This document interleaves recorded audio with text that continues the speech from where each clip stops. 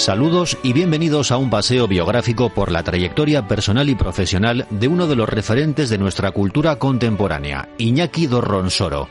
Nacido en Ataun en 1947, este ingeniero industrial ha tenido una carrera muy vinculada al sector del cooperativismo, particularmente el relacionado con el Grupo Mondragón y dentro del ámbito de la ingeniería de la gestión y la promoción. Fue uno de los fundadores del grupo LKS en 1989, cuya dirección general asumió más tarde. En 1998 pasó a responsabilizarse de las áreas de educación, investigación y modelo de gestión corporativa de Mondragón Corporation, donde también participó en la formulación y seguimiento de los planes de ciencia y tecnología. En 2002 promovió el centro MIC, Mondragón Investigación en Gestión, proyecto en el que más tarde ocuparía la presidencia y la dirección. Iñaki Dorronsoro ha impartido docencia como profesor auxiliar en las universidades de Mondragón, formando parte de su consejo rector, Deusto y Lancaster. Sus especialidades, conceptos como el de la estrategia, la competitividad, la organización, la innovación, el emprendizaje, los modelos de empresa y de gestión, todos ellos temas sobre los que ha reflexionado y escrito con profusión. Paralelamente, Iñaki Dorronsoro ha cultivado y cultiva el conocimiento en diversos campos como la sociología, la economía, la historia, la filosofía de la ciencia y la antropología. En su última etapa profesional ha dirigido las conmemoraciones del centenario de la Sociedad de Estudios Vascos, Eusko Ikaskuntza, entidad que presidió durante 2 mandatos, desde 2012 hasta 2020. Le recibe a continuación en Onda Vasca Javier Vizcaíno. La Diputación Foral de Vizcaya les ofrece este espacio. Iñaki Dorronsoro, ¿qué tal? Muy buenas. Muy bien, ¿y tú? Pues bien. Habrá que decir, a pesar de los tiempos inciertos sí, en los que vivimos. Llegaremos luego al presente, pero estas charlas siempre empiezan remontándose pues al principio, ¿no? Y estamos hablando con alguien que vino al mundo en Ataun en septiembre de 1947. Ha llovido un poco. ¿Cuáles son los primeros recuerdos infantiles de Iñaki Dorronsoro en aquel Ataun? Bueno, pues yo suelo decir Ataun, San Gregorio. En Ataun hay que distinguir dónde. San Gregorio, que por cierto es donde también nació José Miguel Barandiarán, entre otros. Pues ahí había algo de predestinación para las cosas que ha hecho después también, ¿no? Exacto. Entonces, pues de aquella época, pues lo que más recuerdo es, nosotros éramos una familia numerosa, entonces nuestra macho pues no nos podía controlar ni seguir como las amachos de ahora controlan y siguen a sus 1 o 2 hijos. Entonces yo recuerdo aquellos años, yo suelo decir muchas veces, de libertad, de contacto con la naturaleza, y como consecuencia de eso, de creatividad, de exploración. Es decir, yo me acuerdo que nunca iba desde mi casa a la escuela, que hay como medio kilómetro, nunca íbamos por la carretera. Íbamos recorriendo el río y antes de llegar a clase les poníamos el nombre a cada trucha y conocíamos casi todas las hierbas que había por los alrededores. Entonces, lo que recuerdo es esa existencia fantástica, maravillosa, y que yo creo que además me ha marcado totalmente mi forma de ser en este mundo. ¿Qué tal estudiante era? Bueno, era un estudiante, le pegaba todo, pero era muy sistemático, y el tiempo que dedicaba al estudio lo aprovechaba a tope. El otro día escribí un artículo a cuenta de Internet y la manera de pensar. Y una de las ideas que puse es que hoy en día este frenético mundo del Internet y de los WhatsApps está haciendo que estemos perdiendo la atención en lo que estudiamos y en lo que leemos, ¿no? Y lo cual es, a mi entender, un retroceso. Pues bueno, en mis tiempos yo era un estudiante que ponía mucha atención en lo que estudiaba y en lo que leía, y además era muy sistemático. Entonces eso me daba unos resultados estupendos. ¿Y dónde estudió? Bueno, primero en la escuela de Ataun y luego en el colegio de La Salle de Beasain. Y luego, pues de ahí, luego hice un par de cursos en la escuela profesional de la CAF, que ayer mismo con mi mujer, que dábamos un paseo por allí, por los talleres nuevos, le dije, mira, en estos talleres nuevos que yo conocí, es donde teníamos el taller, y aquí pasé por un ejercicio que es importantísimo, que es poner plano y perpendicular todas las aristas de una W de hierro, con la lima de 14. Leches. Eso marca carácter. Eso no está al alcance de cualquiera. Eso imprime carácter. Nos salían unas ampollas en las manos, respetables y demás. Bueno, luego de allí, mis padres, yo suelo decir muchas veces que por influencia de José Miguel Barandiarán, valoraban lo que en euskera diríamos jaquimiña, ¿no?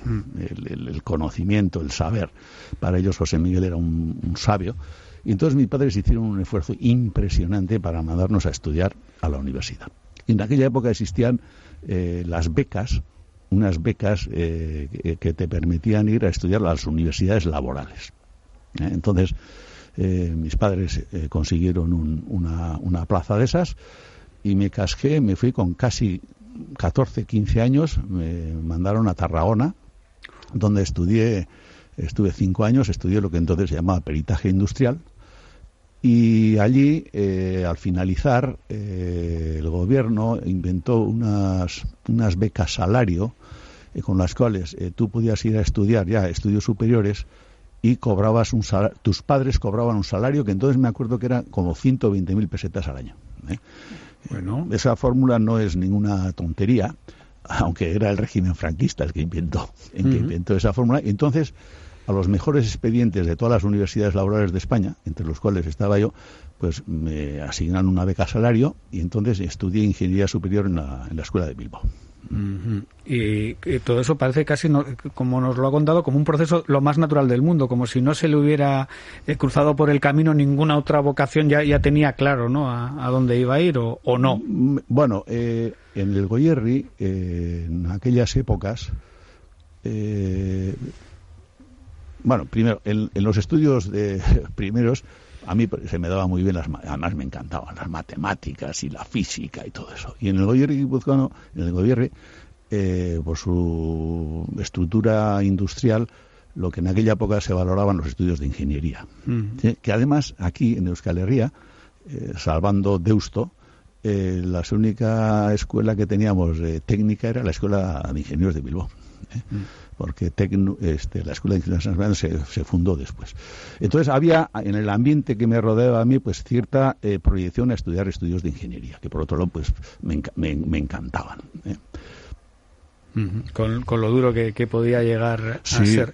Pero esa época en Tarragona, ¿no?, siendo un crío, siendo un niño, tuvo que ser un shock, ¿no? Fue un shock, pero al mismo tiempo yo ahora, cuando recuerdo aquellos tiempos, fue unos años para mí extraordinarios, porque imagínate un chaval nacido y prácticamente viviendo hasta entonces en Atón San Gregorio, que era una sociedad muy cerrada, de repente te mandan, me acuerdo que nos cascábamos, cogíamos un tren en Beasain a las 10 de la noche y aterrizábamos en Tarragona a las 10 de la mañana. O sea, nos cascábamos toda la noche en el tren. O sea, para mí aquello era ir como al otro lado del mundo, entonces te sueltan allí y tienes que vivir y convivir con los grupos, y los cursos eran aproximadamente 40 o 50 chavales que no teníamos ni habitación propia, sino que vivíamos en una especie de núcleos con 6 o 8 camas y luego unos pasillos recorridos, y convivir todo el día con chavales de todas partes diferentes. Para mí eso fue un salto cualitativo que también me ha marcado, es decir, de apertura, de relación, de convivencia, incluso yo suelo decir muchas veces que me ha desarrollado mi instinto psicológico, en el sentido de conocer diferentes personalidades, formas de comportamiento, etcétera, etcétera. Y más siendo tan joven y en aquella época claro, en la que estábamos hablando, que no sé, que además con poco contacto con los padres, me imagino, porque tampoco era cuestión de llamar todos los días por teléfono en aquella época. Eran cartas, o sea, entonces normalmente nos comunicábamos por cartas y bueno, escribíamos 3 cartas en el curso y con una distancia muy grande. Y luego la Escuela de Ingenieros, que se llamaba entonces, de Ingeniería, que se llama ahora de Bilbao, claro, ahí ya había hecho todo ese proceso de haber salido fuera, así que no le pillaba de nuevo, ¿no? El shock, ¿no? En absoluto. Es que ya en los años que vivimos en Tarragona, yo recuerdo Claro, había también movimiento cultural. Teníamos unos medios impresionantes en Tarragona. Teníamos nuestra sala de cine, organizábamos nuestros cineforums, podíamos hacer deporte lo que nos diese la gana. Bueno, entonces allí, en aquella época, yo recuerdo en ese clima, eran épocas de Franco. Por ejemplo, claro. Vivimos la guerra de Vietnam, vivimos el mayo del 68, y yo allí viví muy directamente todo el resurgimiento cultural del catalanismo. Que a pesar de todo aquel régimen disciplinar ideológico, me acuerdo que solíamos arriar y bajar la bandera española, todos formados allí en la plaza de la universidad todos los días. A pesar de eso, nosotros, una serie de sectores de estudiantes de entonces, pues nos movíamos y teníamos montados nuestros foros internos. Yo me acuerdo que solíamos poner dinero, una cuadrillita de allí, para comprar entre todos y luego repartirnos, por ejemplo, una revista que entonces tenía cierto grado de apertura, que era Cuadernos para el Diálogo. Entonces poníamos, el que salía el sábado, el domingo a Tarragona, con el dinero que poníamos todos, traía la revista y luego a lo largo de la semana, los 15 días, nos lo íbamos pasando para ir leyendo. Es decir, allí es donde, a pesar de ese contexto, pues también intelectualmente e ideológicamente se produjo una apertura a lo que yo llamaría los problemas del mundo.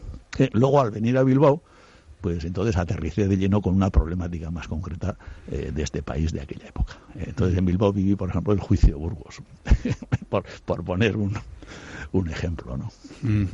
Y ahí ya tenía conciencia también política ya no solo respecto a la dictadura, sino respecto al país al que pertenecía. Yo allí en Tarragona, por ejemplo, una de las cosas que echaba muy en falta era el euskera, porque yo soy castellano berri, de alguna manera. Yo aprendí a hablar castellano cuando me mandaron a la escuela a los 6-7 años. Entonces yo allí el euskera, y me acuerdo que en Tarragona, ¿no? En una biblioteca de un tío cura mío, descubrí una gramática del euskera y un diccionario. Un diccionario que, por cierto, escrito con un fraile de Atón, Fray Jerónimo de Atón. Y entonces me llevé esos dos libros y me acuerdo que en Tarragona me dedicaba a traducir al euskera una serie de apuntes de algunas asignaturas, lo cual era un ejercicio impresionante. Y alguna vez mis compañeros, cuando me pedían los apuntes para repasar y tal, se los pasaba en euskera y me montaban unas broncas que no te puedes ni imaginar. Bueno, entonces en ese momento mi sensibilidad fundamental estaba en relación al euskera. Pero cuando vinimos a Bilbao, cuando me vine a Bilbao ya, pues bueno, en aquella época vivíamos unos momentos en este país que eran tremendos.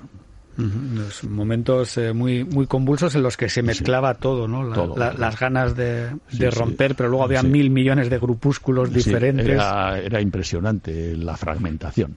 Por ejemplo, en Bilbao recuerdo, los ingenieros éramos todos más conservadores, etcétera, pero Sarrico, la Facultad de Económicas, era el centro nuclear de la movilización estudiantil en Bilbao en aquella época. Tenemos que hablar del deporte también, ¿no? Porque también has sido deportista. Pues sí. Eso ya viene de los tiempos de Tarragona. Como te decía antes, allí teníamos todos los medios, podías practicar deporte, prácticamente todos los tipos de modalidades, ¿no? Había equipos de fútbol, de baloncesto, de balonmano, de voleibol, y había equipo de atletismo.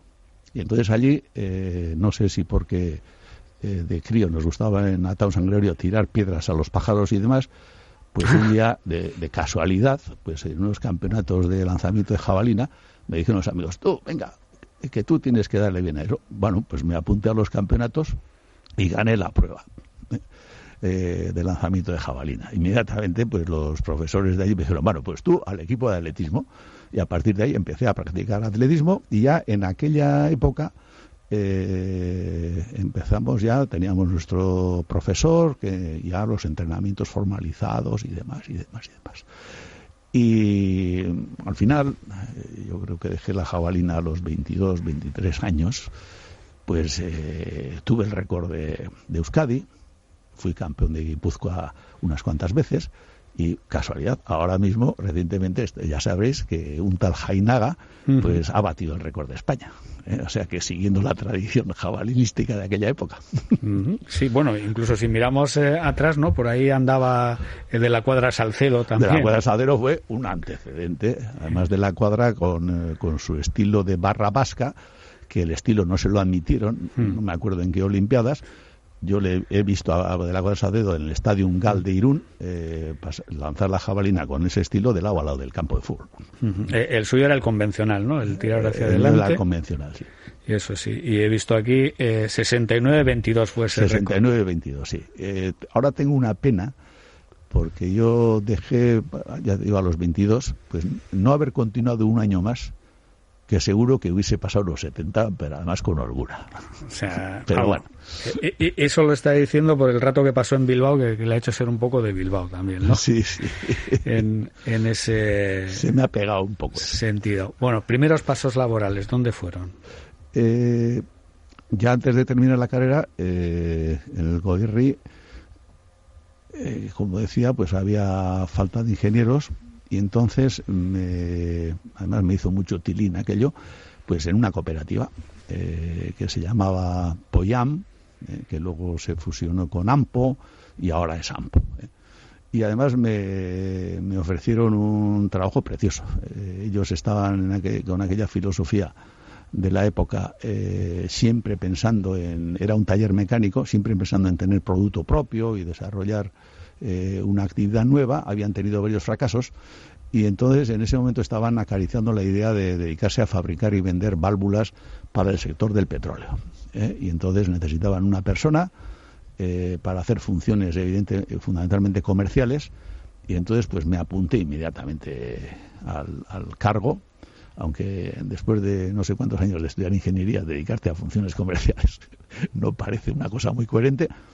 Y entonces me apunté a ese trabajo, y a los 2 o 3 años el que estaba tirando del proyecto abandonó la cooperativa y asumí la responsabilidad del desarrollo de ese nuevo negocio. Y ahí me metí, no sé si fueron 8 o 10 años, que también fueron maravillosos, y donde aprendí un montón. ¿Qué aprendió, por ejemplo? Me tocó en aquella época, claro, que estamos hablando del mundo cooperativo, pero ha evolucionado también tanto. Para te hagas una idea, un dato que yo suelo contar ahora, sobre todo a los jóvenes. Pues de conseguir y cobrar el primer pedido con un producto nuevo, y cuando salí yo de la cooperativa, estábamos exportando del orden del 75% de toda nuestra producción. Claro, cuando dices exportando el 75% de la producción, eso significa que en aquellos años recorrí el mundo unas cuantas veces, me relacioné con empresas complejas de ingeniería del más alto nivel de todo el mundo, y conocí un montón de mercados, personas pues de Estados Unidos, de Japón, de un montón de países. Y seguramente, como decía el difunto José Mario Ormachea, el hecho de andar por el mundo, cosa que a él le encantaba, automáticamente también marca el carácter de una persona ya para toda su vida. Uh-huh. Pero, claro, ahí tienes que tener un determinado carácter, ¿no? Y sobre todo, pues, para jugar en esas ligas tan importantes, sí, digamos, ¿no? Hay que tener, sobre todo ambición. Y no tener complejos, ¿no? Ilusión. Y no tener complejos. No tener complejos. Yo, desde el punto de vista de los complejos, suelo contar también una anécdota que viví entonces. Nosotros conseguimos un contrato muy importante, precisamente, para una de las grandes empresas del aluminio, que ahora en San Ciprián van a cerrar la planta, con lo cual tiene un buen puño, pues Alcoa, sí, con sede en Canadá, con una ingeniería de proyecto que estaba en Nueva York, y en el piso 53 de una de las 2 torres gemelas, y la planta se construía en Venezuela. Entonces, a mí me tocaba entonces ir a reuniones casi mensuales de coordinación a la planta 53 de la segunda torre gemela de las 2 torres gemelas famosas, de una de ellas. Y solía ir con una caja de farias y con una libretica de aquellas de papel para fumarnos los farias, y nos reuníamos allí, los responsables de calidad, los ingenieros de coordinadores del proyecto y demás, y yo decía, yo aquí, el representante de una cooperativa de 50 trabajadores del Goierri de Guipúzcoa, en el piso 53, reunido con toda esta gente y fumándonos unos farias en la reunión, eso desde luego es inimaginable. Y sin embargo aquí estoy. Bueno, y en otras tantas, ¿no? Que le habrá tocado estar conforme han ido creciendo también sus responsabilidades, y conforme han ido creciendo los proyectos cooperativos en los que ha estado. Entonces, ambición y además, lo que decías antes, fuera complejos, porque partiendo de un convencimiento de que, por lo menos en aquel caso, en mi cooperativa y aquí en este país, sabemos hacer las cosas muy bien, y sabiendo hacer las cosas muy bien, uno puede abrir puertas en cualquier parte del mundo. Pero hay que hacerlas paso a paso, también es importante, ¿no? Es una larga marcha donde tienes que ir superando muchas barreras, pero con ideas claras y con una buena gestión y un buen trabajo, pues tú vas abriendo las puertas y vas consiguiendo relaciones, incluso amigos, Quiero decir que las relaciones, en el caso nuestro, pues muchas veces duraban varios años en un contrato con un proyecto de esta envergadura, pues con los responsables, incluso con muchos de ellos, acabas consiguiendo una amistad, ¿no? ¿Se mantiene hoy el espíritu cooperativo de cuando usted empezó? No. Todas las organizaciones tienen sus ciclos, ¿no? Yo creo que hoy, primera reflexión. Segunda, cuando las organizaciones crecen, cada vez se van convirtiendo en más tecnocráticas, y ese espíritu de comunidad, de compartir, pues solo por eso mismo es un elemento estructural, se va perdiendo. Es decir, yo me acuerdo en el Poyan, que todavía era pequeñito, y organizábamos todos los años las asambleas y una comida y el clima que había allí, porque éramos muy poquitos. Pues eso ya no existe. Es que hemos crecido tanto, y las nuevas generaciones han aterrizado en la cooperativa en otras situaciones totalmente diferentes que vivieron los que crearon las cooperativas, pues eso va perdiendo su frescor poco a poco. Y además, yo he hablado de ello con gente de Canadá y del Reino Unido y demás, y además estudiosos, académicos, y dicen, no, es que eso además es inevitable. Eso está inserto en el ciclo de vida de todo tipo de organización, incluida la organización cooperativa. Pero tiene que seguir habiendo algo que diferencie, ¿no?, de otro tipo de organizaciones, o cada vez no se pierden ya los límites, y no es lo mismo, ¿no?, ser una cooperativa que ser una... No es lo mismo. Se han estructurado y se han regularizado una serie de mecanismos de funcionamiento que todavía a las empresas cooperativas las hace ser muy diferentes de las empresas capitalistas. Todavía sigue totalmente vigente un socio, un voto, y las decisiones se aprueban en la asamblea democráticamente. Pero la forma de vivir eso, yo hace ya 8 o 9 años que no estoy metido en el mundo cooperativo, pero conozco casos de cooperativas muy gordas. Los problemas de los presidentes de los consejos rectores, pues simplemente para asegurar una asistencia mínima a las asambleas anuales de la cooperativa. Es decir, se vive de otra manera. Pero estructuralmente, eso de un socio, un voto, sigue vigente, y eso es un pilar fundamental del sistema cooperativo. También ha ejercido como profesor, ¿no? Sí, un poquito, sí. ¿Cómo es esa parte de transmitir el conocimiento, pues generalmente a miembros de otras generaciones, ¿no? Bueno, yo he impartido clase en temas fundamentalmente de tipo técnico, ¿no? Fundamentalmente en el ámbito de la estrategia empresarial y las políticas de empresa, etcétera, ¿no? Temas de innovación. Entonces, hoy las nuevas generaciones y los dirigentes nuevos tienen unos niveles de preparación en cuestiones de gestión de la empresa muy superior a la que teníamos nosotros cuando aterrizamos en las cooperativas. Porque cada vez ha tenido más importancia eso y las propias empresas a eso le han dado cada vez más importancia. Entonces, en las cuestiones técnicas, las nuevas generaciones creo que son muy ávidas, muy interesadas y por lo tanto no he tenido grandes dificultades, porque ellos son conscientes de que el incrementar el nivel de conocimiento teórico y práctico en esas facetas es fundamental para su desarrollo profesional. Uh-huh.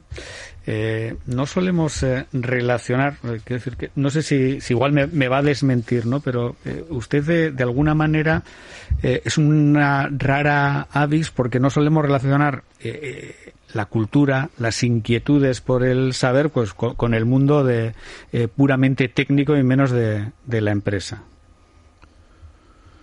Bueno, una ava raris. Hay mucha gente. Rara avis, sí. Hay mucha gente en el mundo profesional, llamaría yo, de la empresa. Hay bastante gente con inquietud intelectual. Lo que pasa es que a veces ese tipo de personas no aparecen o no se visibilizan mucho, ¿no? Segundo, también aquí hay un cambio generacional. Es decir, yo, por ejemplo, tuve la gran suerte de trabajar codo con José María Ormachea, que, por cierto, ahora está ya a punto de publicar una biografía en forma de conversaciones de José María.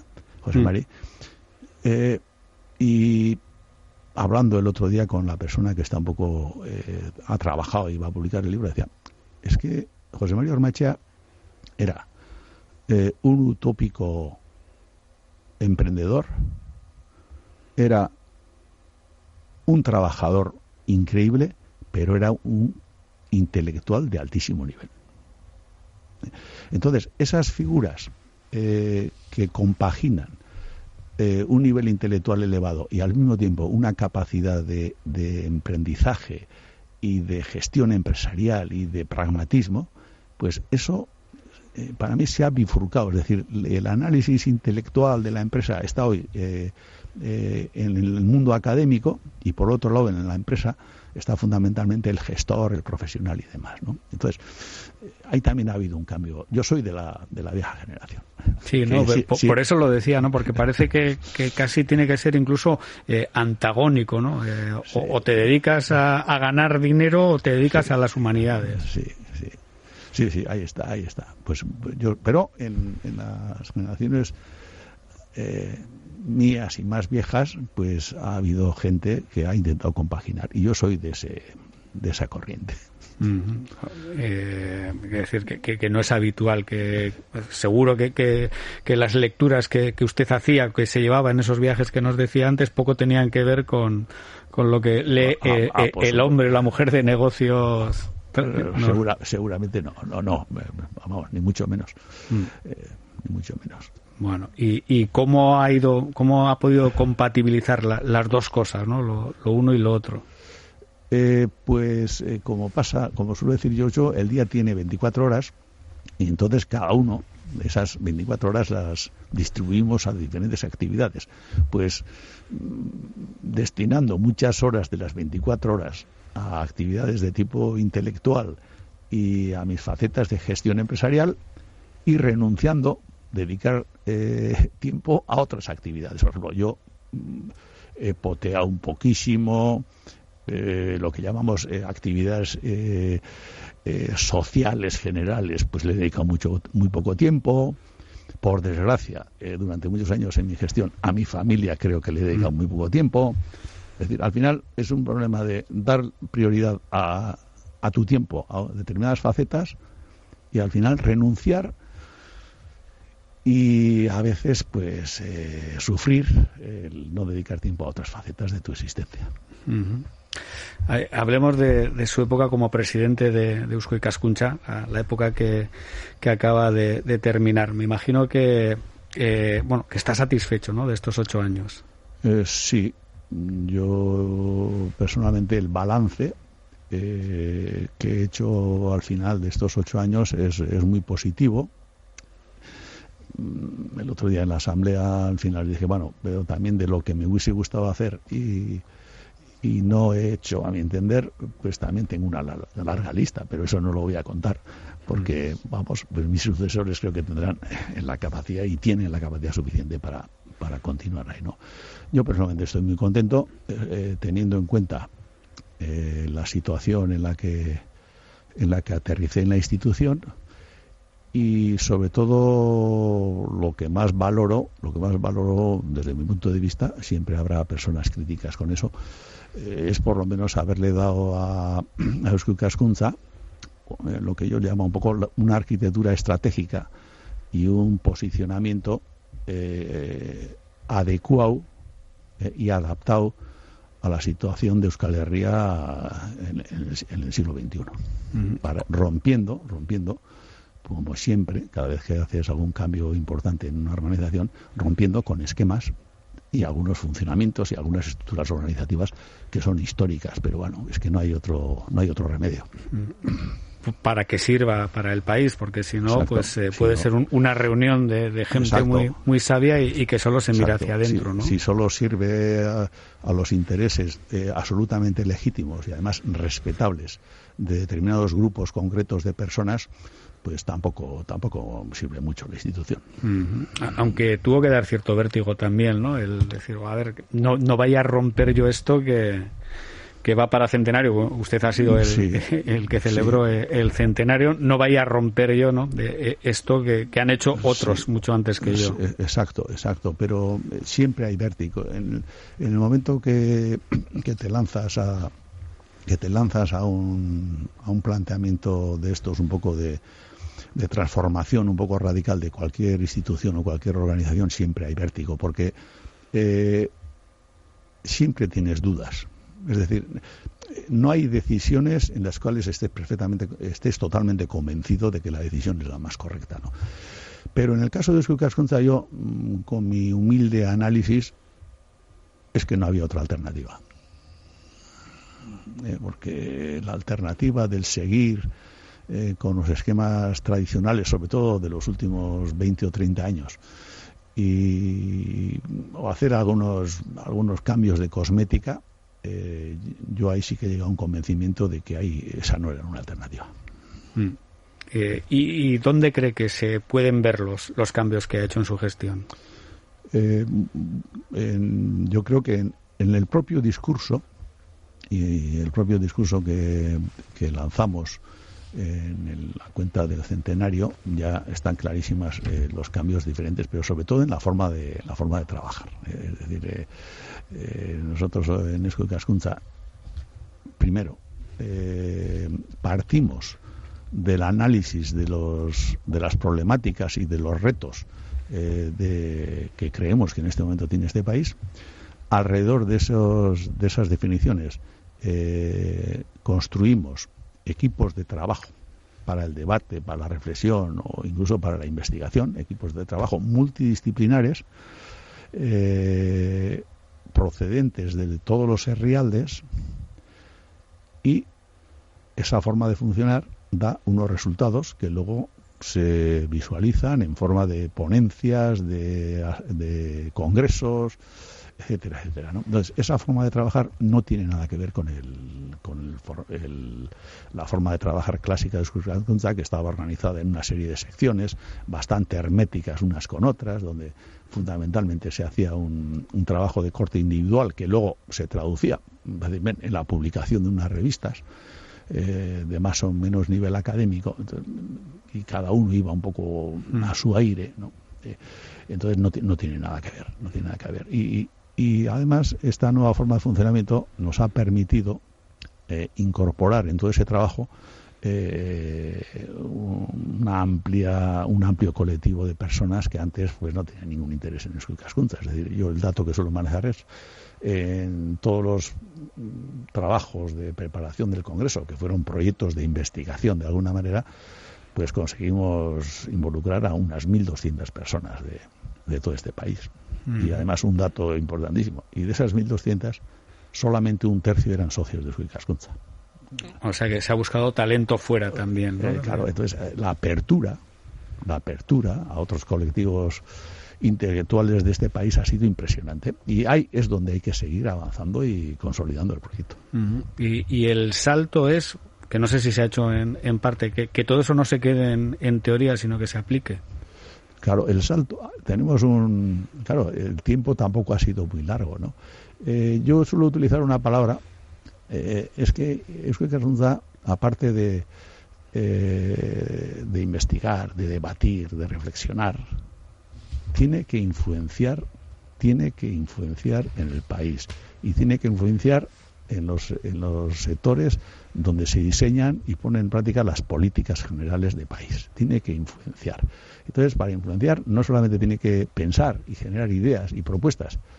Incluso ahora, en el nuevo proyecto, se habla de la palabra, tiene que experimentar y tiene que influir en la sociedad y en los poderes públicos. Y ese es seguramente uno de los retos que tienen los que me siguen. Pero que está complicado, ¿no? Porque quizá haya que hacer también una tarea de comunicación para que la sociedad misma sepa lo que es Eusko Ikaskuntza, más allá de, sí, claro, bueno, sí, claro. Aquellos, pues, no sé, una reunión de sabios, muy sabios, sí. que saben mucho. Eso es, comunicación en acción. Es decir, no comunicación de los principios generales y de los objetivos, sino comunicación de los resultados y de las consecuencias del trabajo que Eusko Ikaskuntza está haciendo. Teniendo en cuenta que muchos de los lugares o muchos de los aspectos que se trabajan, pues claro, tienen que ver con este país tan complicado, donde también las ideologías están a la orden del día, y las ideologías lo entorpecen todo. Bueno, o lo enriquecen. La complejidad de este país es incuestionable. Y además yo creo que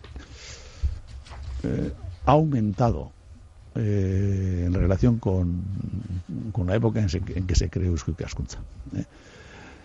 Entonces, eso hace, fíjate, es una cosa dual, hace que, por un lado, la misión de Eusko Ikaskuntza sea muy complicada y muy difícil, pero al mismo tiempo esa complejidad deja muy clara la necesidad de una institución como Eusko Ikaskuntza.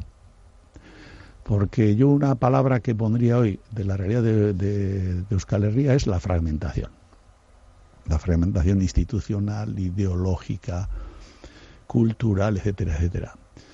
Y para responder a esa fragmentación, una institución como Eusko Ikaskuntza, que se pretende erigir en un espacio supraterritorial de pensamiento diverso, es clave para el futuro del país. Pero al mismo tiempo es muy complicado y muy difícil.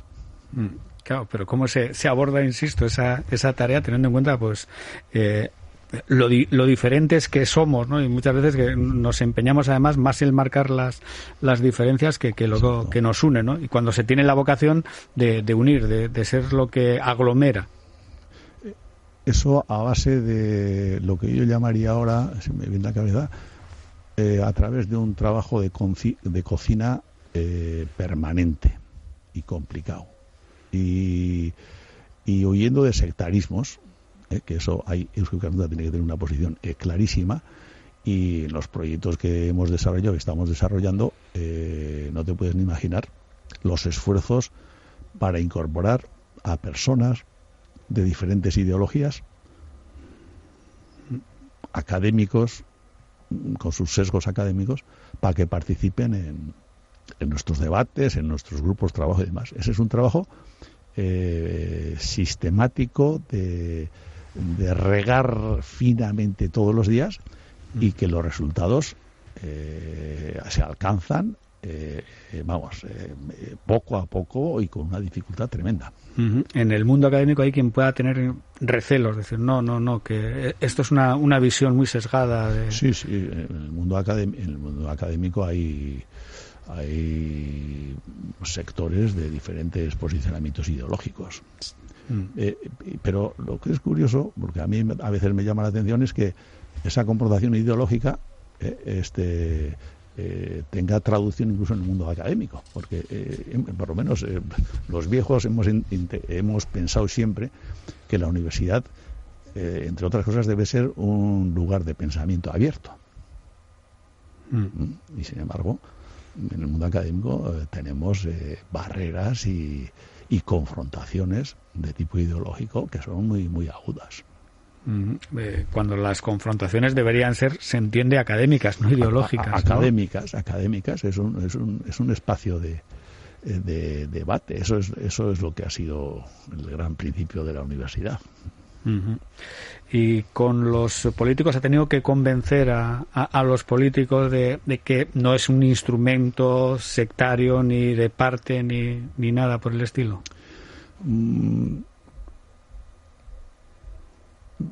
Igual la pregunta previa tiene que ser... No sé si los he convencido. No sé si los he convencido. Siempre he transmitido clarísimamente la idea, por lo menos de definición de Eusko Ikaskuntza, que Eusko Ikaskuntza tiene que ser un lugar abierto para el debate, para todas las ideologías, posicionamientos de este país. El problema es cómo lo ven desde el otro lado. Y entonces, desde el otro lado, los políticos se ponen muy nerviosos cuando ven algunas caras en los equipos de proyecto y dicen, ahí va. Y ahí sí que ha habido en un momento determinado ciertos recelos de a ver hasta qué punto esta institución está siendo instrumentalizada por determinados sectores de este país, ¿no? Cosa que luego, cuando analizas los datos, no es verdad. Es decir, cuando analizas los datos de la composición del Consejo Rector o los datos de las personas que han estado participando en los comités académicos de los proyectos y demás, pues no es verdad, porque hay gente de muchas adscripciones y de diferentes ideologías. Y que lo que les une es la pasión por saber, claro, por conocer. Por saber, analizar y hacer aportaciones y propuestas lo más fundamentadas y lo más sesudas posibles para los problemas que tenemos en este país. Y de los ámbitos más amplios y más diversos, ¿no? Que es otra de las señas de identidad y de la complicación, ¿no? Claro. Pero la realidad objetiva luego al final también tenemos que reconocer, es decir, una institución como lo que pretendemos que sea Eusko Ikaskuntza, de pensamiento, de reflexión, de propuestas para este país, claro, automáticamente y de forma natural tiene que ser un espacio de pensamiento crítico. ¿Me explico? Y entonces es lo normal es que una institución ¿quiénes se acercan a trabajar a una institución así? Pues gente que normalmente está en posiciones críticas. Y claro, en el momento que eso es lo normal, y creo que además tiene que hacer una función crítica la institución. Claro, automáticamente hoy a los poderes instaurados automáticamente les ponen nerviosos el hecho de que tengamos aquí un espacio donde, bueno, pues de alguna manera hay una posición crítica. Claro, pero es necesario. En buena parte esos poderes instalados son también los que tienen que ayudar a la supervivencia, ¿no? Y ahí tenemos un dilema. Eusko Ikaskuntza tiene un dilema muy serio, muy serio, que tiene que gestionar con muchísimo cuidado. Porque me imagino que la parte económica, claro, también es necesaria. Claro, la parte económica es clave. Fíjate, yo en la parte económica suelo dar un dato que es tremendo. En el año 2011, yo aterricé en el 12, ¿verdad? Pues en el año 2010, 2011, Eusko Ikaskuntza tenía un presupuesto que llegaba casi a los 4 millones de euros. En el 2013 estábamos en la cuarta parte de eso. Y desde el 2013 hasta ahora hemos conseguido, prácticamente mantenernos ahí. En el año del Congreso hemos subido un poquitín, pero no hemos conseguido grandes aumentos en los ingresos de la institución. Entonces, Entonces hay un tema que, bueno, pues los nuevos gestores también, estoy convencido de que lo asumirán con claridad y con fuerza, que claro, que tiene su miga. Sí, porque tienen que luchar contra esa idea general de aquí se puede quitar y de aquí se puede... esto es prescindible, ¿no? Sí, exactamente. Esto es prescindible y luego tiene... Yo de esto he hablado con políticos de alto nivel de este país y les he puesto clarísimamente encima de la mesa los riesgos que yo les suelo llamar ideológico-económicos. Tenemos el caso de Navarra, ¿verdad? Navarra, cuando yo llegué a Eusko Ikaskuntza, no recibía, fíjate, eso que Navarra fue fundadora de Eusko Ikaskuntza hace 100 años, no recibía ni un euro, porque estaban en el gobierno quienes estaban, ¿no? Luego, con el cambio de gobierno, otra vez se recuperó la ayuda económica del gobierno de Navarra, pero cualquier día te puede cambiar el gobierno y volver otra vez a no tener ni un euro de ingresos desde Navarra, ¿no? Entonces, a eso le llamo yo riesgos ideológico-económicos, que son muy fuertes y muy importantes. Y luego convencer a la empresa privada de que aporte, pues complicado, me imagino. Muy complicado. Usted que conoce el mundo de la empresa, precisamente. Muy complicado. Y en la empresa también hay esa especie de precaución, porque a las empresas tampoco les interesa apoyar a proyectos que tengan un enfoque o que estén sesgados en una dirección ideológica o que sean críticos. Y muy difícil. Bueno, pero tiene futuro a pesar de todo. Usted le augura futuro. A mí me encanta a mí por lo menos me encanta hacer las cosas difíciles. Esas son las que tienen esa es la que tienen futuro, porque si no, mira alrededor y fíjate la cantidad de instituciones de corte, llamémosle científico-cultural, que tenemos en el país. Sí, que esa era otra pregunta que le iba a hacer, ¿no? Que quiere decir que a lo mejor hay pues un montón de think tanks que se llaman ahora. O sea, además cada vez hay más. Sí.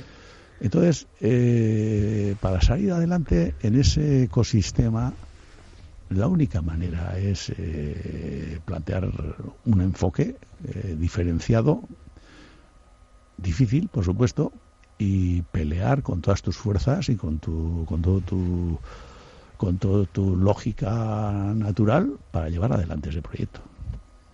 Con ambición, con ilusión y con mucha dedicación, claro.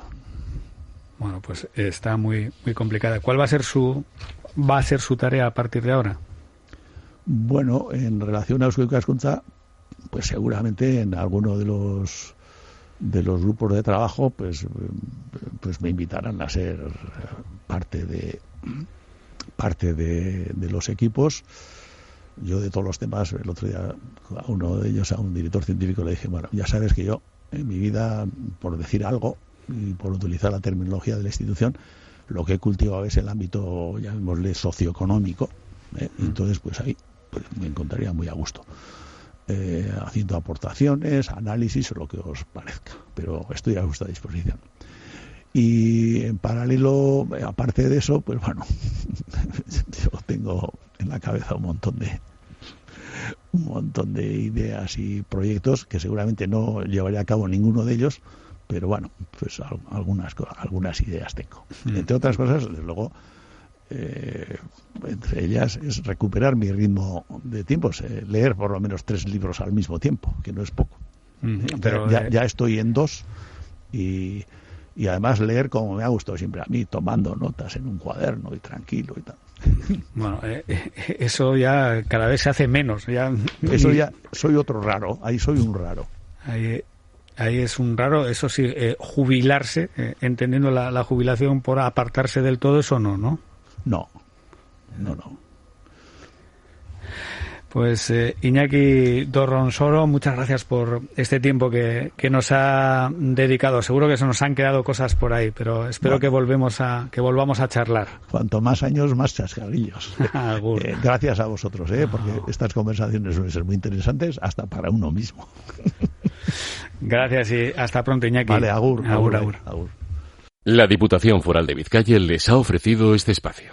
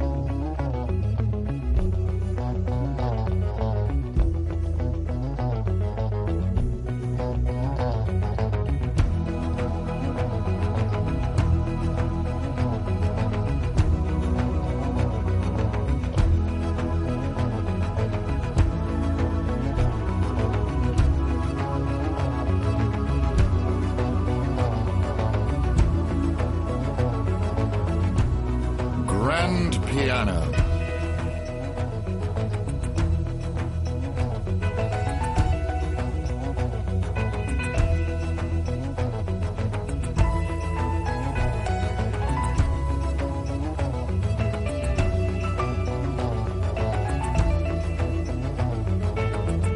Reed and pipe organ.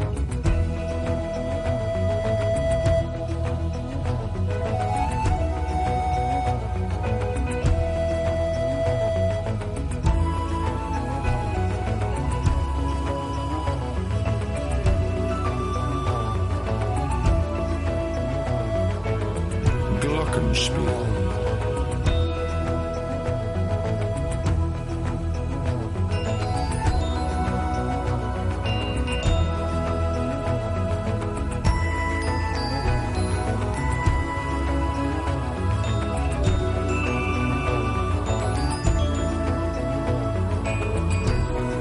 Bass guitar.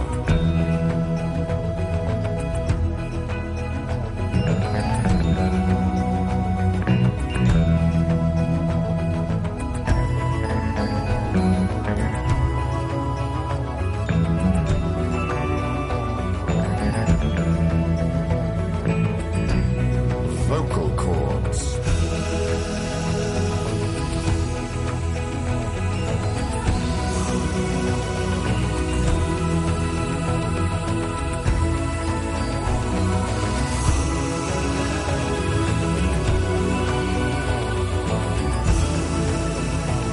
Two slightly sampled electric guitars.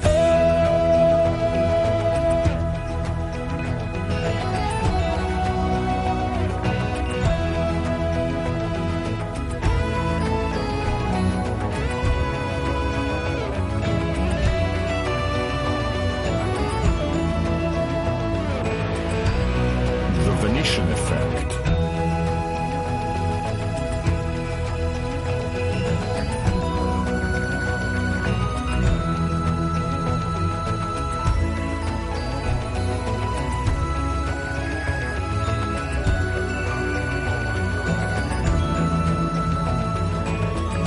Digital sound processor.